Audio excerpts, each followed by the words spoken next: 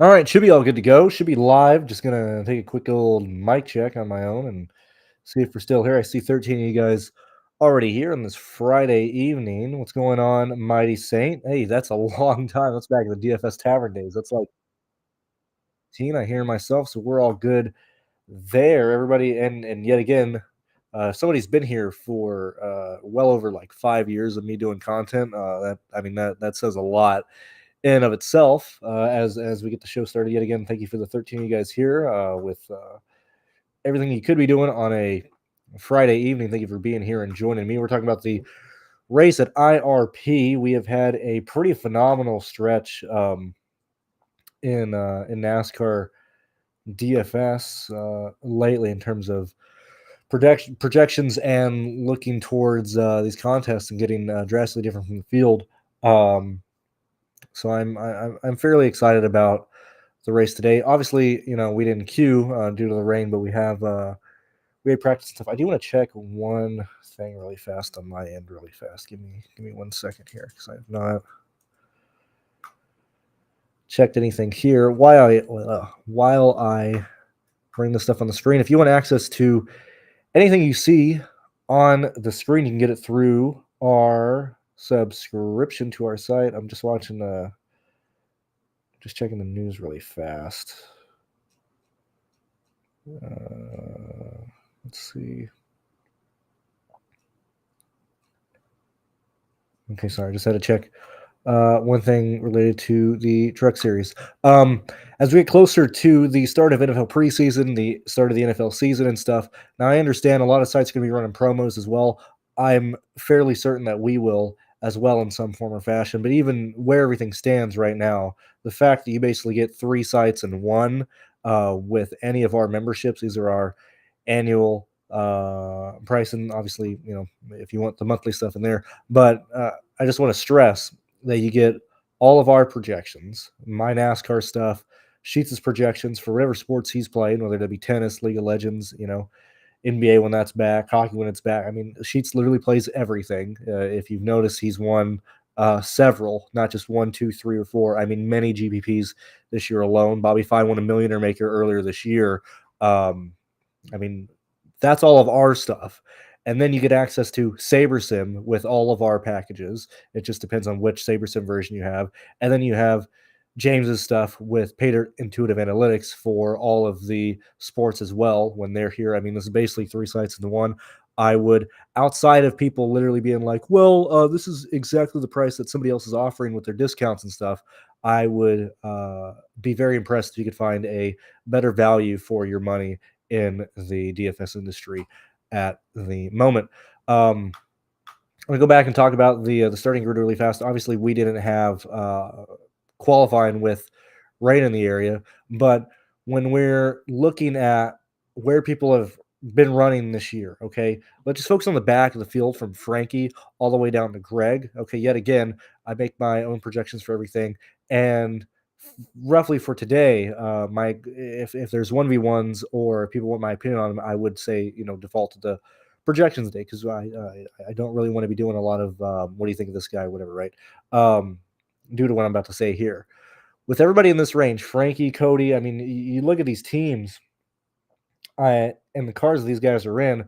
I mean, maybe Scarface in the 32 could potentially do something in the 20 car. Dawson Sutton starting 29th as well are like the only two guys, like Anderson and Sutton are like the only guys in these 10 cars who can do anything. Obviously, Oliver isn't even on the the DraftKings slate. Okay, but everybody in this range here, really, I'd be hard pressed to see them hit anywhere near value. Obviously, as I said, Dawson Sutton and possibly Jordan Anderson. But even then, I think they're going to need help and stuff, especially when we look at where these guys are at in the practice times. Now, this was during the day. Obviously, we always practice during the day at IRP and then race in the evening. But you look at where Dawson Sutton is. I mean, I'm not super impressed by that. I'm not super impressed where Jordan Anderson is. I mean, it's very likely these guys are individuals who will be fighting to be at the very tail end of whatever lap they're on. It's not even the lead lap, whatever lap they are on. So when we're looking at the starting grid, I think these 10 players are pretty much not viable in any form or fashion for um, DFS. Okay. So I just want to put out that for the majority of my stuff, I don't really want to be playing anybody starting really behind Matt Mills or Jack Wood. As stated, if I am, it's Dawson Sutton and or Jordan Anderson, but I'm really going to try and not do that. I don't think playing anybody really under 6K on a salary perspective is viable today, just due to the fact that they're going to go laps down. They're substantially slower than the leaders. They're substantially slower than where everybody else is at in the mid range and stuff. And so that's really the first part of how I'm approaching this. If you're new to this or new to these videos, I mean, this isn't a picks video. I'm just here talking out loud because I'm paid to talk out loud about how I'm approaching each and every slate. So this is just my opinions on how I'm approaching it or whatever. And that's the main thing today. I just really don't want to play anybody from 25th on back through um, on this grid. Before we start really diving down into the practice data, I do want to show one thing that Astukas has been working on in the background. Now, obviously, this looks very similar to the truck dashboard that we already have on the site. The last thing we're doing is just focusing on we're really trying to get around having to use outside resources like Racing Reference or any other site like that. We're looking to try and just be able to have all of our stuff in house in terms of the database, where you can just use everything on the TrueDFS. And so, for example, what I want to focus on today is the only other short track that we've been on this year, if I'm not mistaken. Let me just double check that. I sound like I know what I'm talking about, but let me just check. Lime Rock, Pocono, Michigan. It should just be North Wilkesboro. Yeah. So the only short track we've gone to this year in the truck series has been North Wilkesboro. This is all the data. Now, yet again, we have the lap by lap stuff as well. This is just I'm just explaining this to show what we're also trying to add here and stuff, so we don't have to use the outside um, websites and stuff. But when we look at the speed ranking for that is, let me see what is going on here. Whoopsie. Get the truck series. There we go. When we look at the speed rank for North Wilkesboro, which is the data point that I focus on the most, that is just where people are at in terms of green flag speed, regardless of your position, especially for truck and Xfinity. Everybody can normally fall in line pretty consistently of where they're at in terms of the speed ranking if they get spun or whatever. Like this race here, when Corey Hunt got spun on the white flag, it gives you an indication of where people are at here. And so this is my main thing that I focus on and look at for what we can expect from people. And what I specifically want to focus on is when we start looking at the back of the field here. Okay, when we start looking at how bad Boyd, Frankie, the Reum trucks, where Norm Benning is. I mean, where these guys are at, like they are just like unplayable back here.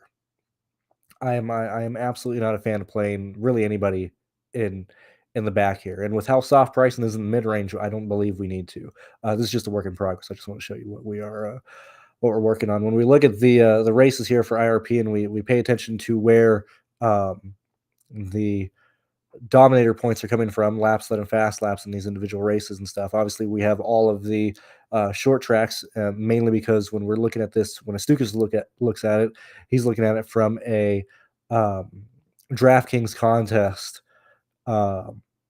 situation. So short tracks that have 200 laps. Okay, that's why we have Bristol, IRP, Martinsville, so on and so forth. But when we're looking specifically at the IRP races, and again, if maybe you can't see this on the stream very well, by description, and you can zoom in and look at it in more detail and stuff here. Outside of Majeski, right away with the field in 2023 with 179 laps led, we're pretty much seeing, your main lap leaders pretty much expected to fall in line right in the 70s and stuff with pretty consistent amount of fast laps for this. And so like your projection realistically, or if you want a baseline of what you're looking at here, is whoever you're expecting to lead the most amount of laps should fall in line of around 70 laps led and anywhere from like 20 to 30 fast laps for those. Okay. Now, as we continue to look at this race here, now obviously Ty Majeski has been incredibly good at IRP, and specifically, it's his crew chief who has been phenomenally good at IRP. Now, when we're looking specifically at who we can potentially play or who we can expect to lead laps, everything just from a base speed perspective, even North Wilkesboro and stuff this year has been Corey Heim over Ty Majeski. Okay. Now, when we're looking at their lap speeds, yet again, this is practice, different conditions from the race. But when we're looking at them, side by side, let me go ahead and get that off the screen. We'll look at Ty Majeski and Corey Heim here. Very, very, very similar. Okay. Uh, it's really, oh my no. Oh boy, here we are. Very similar lap times. I mean, obviously both crews go down, put new tires, make adjustments on the car, but we're really working on a very, very similar type of speed here. Okay, so what does that indicate, or what does that do from a projection standpoint? So obviously these guys are starting side by side and stuff, and same thing with Chandler Smith being in here as well. Obviously he had the second best car at North Wilkesboro and stuff, but I think the fact that he is slightly slower compared to these guys, I mean this is a short track, right? If you're down, 3 tenths, 2 tenths, or whatever, like that's still pretty significant over the course of a run. I'm personally not concerned about Chandler Smith when we're looking at a build perspective. Let me make sure, just speaking out loud really fast. We have an hour and 46 minutes till slate locks. We're perfectly fine. When we're looking at these guys up here, I think the best approach would be you probably want two of Corey Heim, Ty Majeski, Chandler Smith. When we're just building, the more likely outcome is having Corey Heim and Ty Majeski together. And the reason being is with how close these guys are at, obviously we're going to have traffic be involved here, but I don't really see anything really separating these two, okay? Outside of who gets the jump on the restarts. It would be expected that these two individual drivers, and without the track history that Ty Majeski has. Now, usually, if you know me, I don't really give a fuck about track history at all. That's not a data point I really rely on. However, the speed that he's had here, which let me actually just double triple check right fast that he has the same crew chief very quickly here. Give me uno momento por favor. I actually have not checked that yet. Give me a moment. You guys don't have to search this up. Don't worry about that.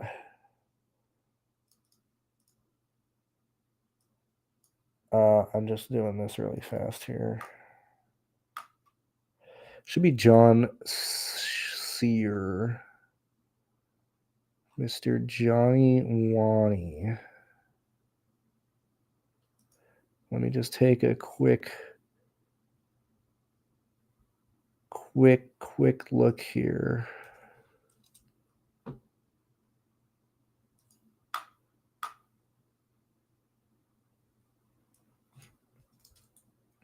And sorry about this. I just actually remembered I need to do this.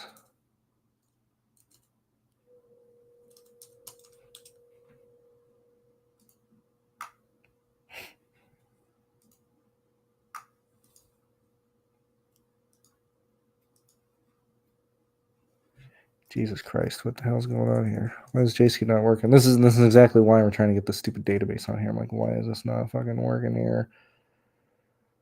Why are we not working here?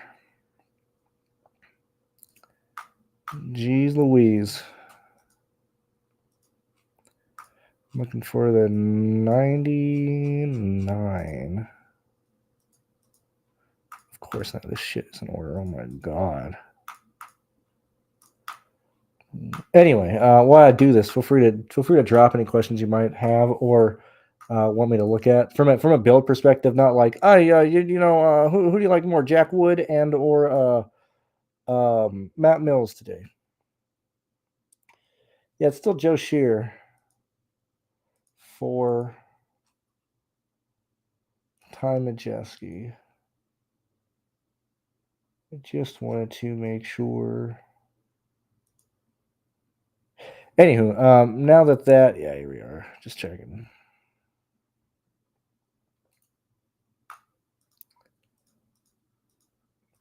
What a pain in the ass, dude. What a pain in the ass. I'm already here. Let me double check one more thing. Yeah, so Joe won this race in 2023. He won this race in 2024. Right. Sorry. That killed like 5 minutes. I do apologize for that. Anywho, I normally don't care about track history at all when it comes to drivers and stuff, but I do believe this is a at least a somewhat special situation. That's the main reason why the discussion is still here with Corey Heim and Ty Majeski and building with two of these three guys up here, mainly because if Joe and what is expected to happen here, if Corey Heim leads early, Ty Majeski would be the expected guy to lead second. Okay, if Ty Majeski beats Corey Heim off the bat and is able to run away with the race like he did last time, well, I would much rather just take multiple shots at trying to get your lap leaders correct. And then also, um, I don't know if we're going to see passing for the lead deep into a run. I think it's going to be very much based on the restart and where traffic comes in play. And so I would personally rather have both of these guys in the majority of my lineups to try and get the potential laps led that these guys would have. Okay. Yet again, sorry it took me like 5 minutes to just get to that point. I was just having to double check something that I hadn't done before the race. So now that we're there, okay, why is that important? Well, Corey Heim's 12.5 and Ty Majeski's 9.5. Okay.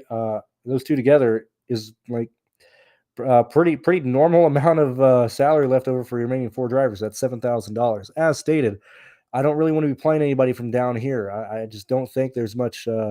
I don't think the juice is worth the squeeze with what these guys can potentially do here at a track where they're expected to go laps down. So where else are we going? Okay, now at this point, you're either going to decide: do you want to chase potentially more expensive guys in your lineup, potentially Caden Honeycutt, Lane Riggs, somebody like that, or do you want to try and get as many of the 7 and 8K guys as possible, or even the 6K guys and stuff? Because just due to how we're starting here, and we look at, let's go ahead and look at the performances this year. Now, yet again, we're just looking at one race and stuff.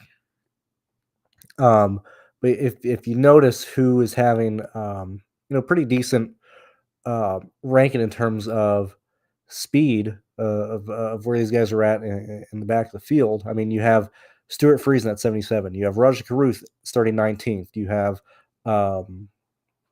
Corey Day starting 16th. Tanner Gray starting 15th at 74. This is a race since we're, yet again, if we're trying to just nail whoever the lap leader is, playing two of these three guys, most likely a potential avenue to do that.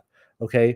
What are we then doing after that? Well, we're trying to get the just raw points that we can fit into our lineups. Okay. If we're not playing values down here to pay up for people, okay, that means that we are happy to be taking guys in the 7K range who could potentially finish in the top 12 or top 13 or just whatever, in the situation of like Garcia or Stuart Friesen, guys who can just hit value by just doing their normal performance at these short tracks and stuff, and just in general where they're expected to be in terms of the truck race or the truck series. Thirdly, onto that, like Gio starting fourth, probably not going to stay there. Ben Rhodes, most likely not going to stay there. He's more likely going to, finish around 8th to 9th to 10th if we're just looking at where these guys are at in terms of expected speed, whether you're looking at the truck dashboard or, you combine that with where people are at in terms of practice. Like, I don't care who you are when you're yet again potentially almost 3/10 slower than people around you and you're 14th on average. You're probably going to finish around 8th or 9th, or that should be your expected finish and stuff. And so when we're looking at this grid and we look at Gio, Ben Rhodes, Hemrick and Ankrum could very easily maintain the positions of where they're at, but it's very difficult for them to really hit anything at their price tags. Okay, Hemrick needs 45 points to even hit value.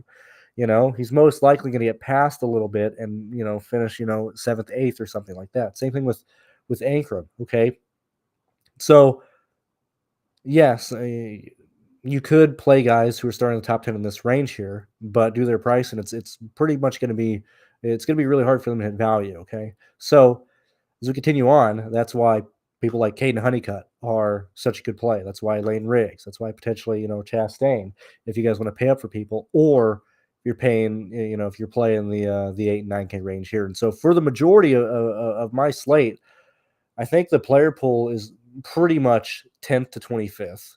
Okay. I don't think we need to really get out of that range. I really don't think we need to really extend it farther than that. I mean, obviously, if we're trying to nail whoever this lap leader is, the rest of our lineups are going to come from this area. Um, that's how I'm going to approach it. When I was running stuff earlier, um, I had a lot of just 1v1s in lineups and stuff, and not that one is better than the other. Once we get to kind of trimming the fat of the slate, um, having as many lineups as possible to who's going to score better. Is it going to be Taylor Gray or Connor Mozak? Is it going to be Stuart Friesen or Brent Cruz? Is it going to be like when we're into questions like that? The only thing that can really answer is just having more lineups to cover those outcomes and stuff. And so I think this is a slate now. It might be kind of late to say this. I mean, the 10 is filled up. We already have a secondary 10 that has like 900 people in it. But pretty much like everything is filled at this point. I don't expect we're going to get any more decent lineups. Yet again, a couple weeks ago, I mentioned that I wanted to do more of the mini maxing and stuff just to test my stuff with what Sabersim has. But I didn't do it last weekend for Dover, and I'm not going to do it here because I just don't think that there's really an edge to enter 150 in that small contest here.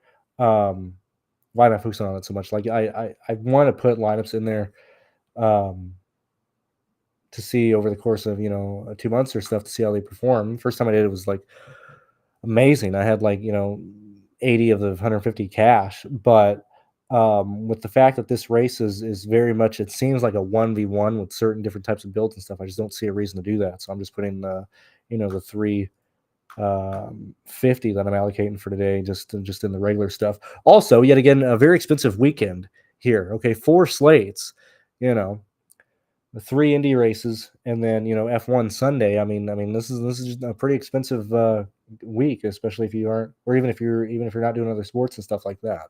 Um, but I think this is how I'm gonna approach it yet again. Any 1v1s or any specific people, I would default to what the projections are saying for my stuff. But those are my thoughts. Let's see what you guys are saying here, and then I will probably get out of here and stuff.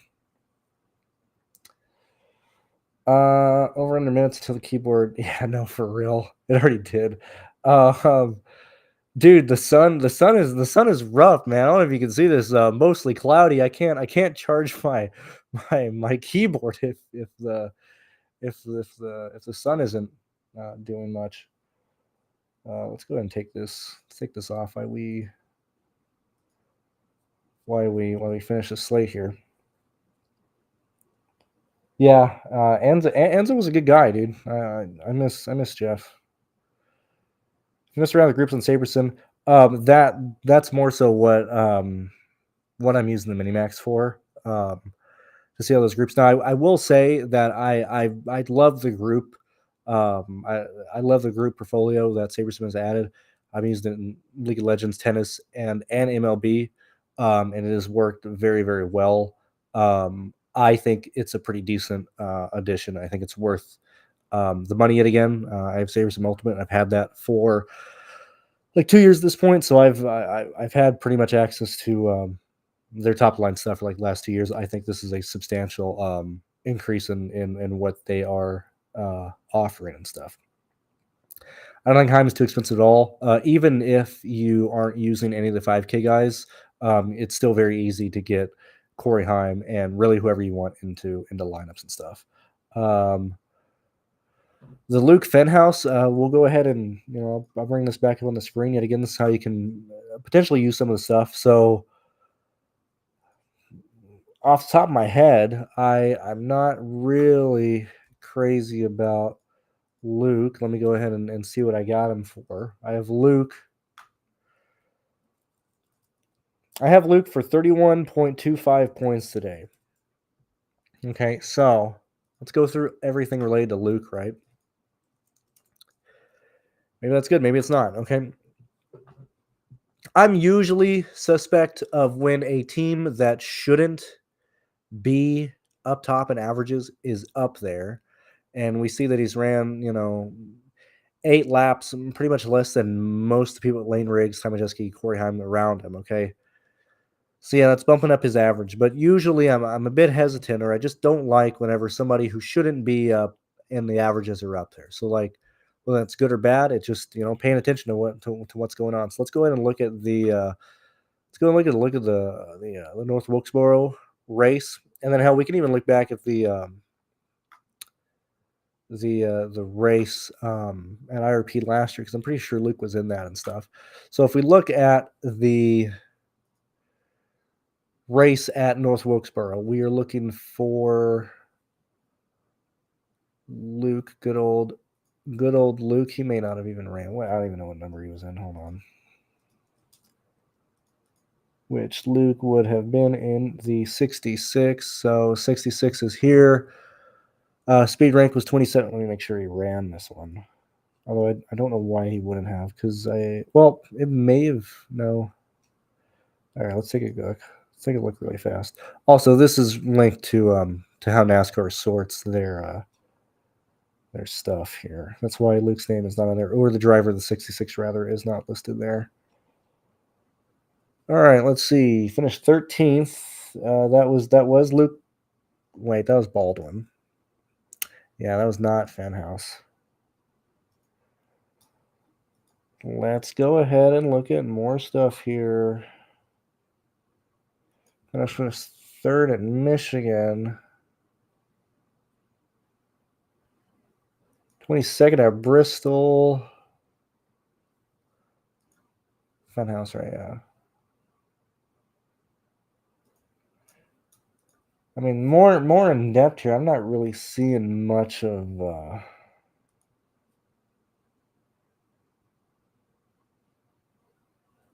I mean, outside of the third place at Michigan, he has not done much here in his 12 races.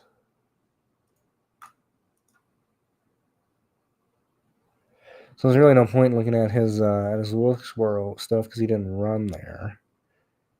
He hasn't ran a short. I mean, outside of Bristol, I really hate to use Bristol as like the only thing. We can look at. I guess we're gonna look at IRP last year because that's the only one he ran IRP last year. So let's go back and find IRP from last year.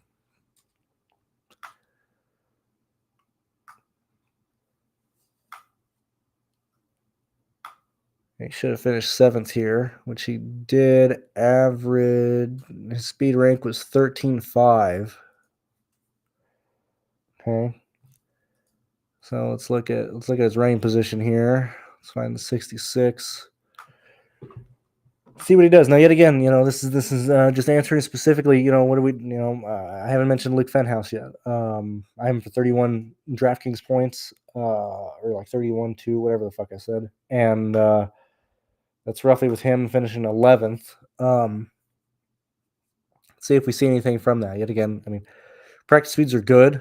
Okay, second best on averages could be a good thing, could be bad. At least he shouldn't be second. Okay, there's cars that should carry a much better average. He ran less laps here, but hey, maybe he just has a fast car. We look at what he did last year, and he gained positions. Right now, we're really splitting hairs here. Is he viable? Is he not viable? This yet again, he's starting 9th. I haven't finished in 11th today. Is this really any different than what could potentially be expected from him today in terms of practice speed? Actually, since we're already here with Luke, we have a hour and 28 minutes left. Let's actually, let me take that off first. Not put that on first. Let's go here. Let's go together. Let's go. I need my 2024 sheets. Let's go look back at last year's practice for Luke. How did he do in the practice thing? Where did he start last year? Luke started 14th. Practice laps. very high on the average. And also, yet again, thank you, abnormally distributed, for the data that I'm using this week for practice. He also did this last year. So last year, Luke Fenhouse was the third best on average. Okay, that he's second best on average this year. He ran roughly 38 laps this year. Last year we ran 15 or whatever. So similar practice speeds for both years in both conditions, both practice during the day and running at night.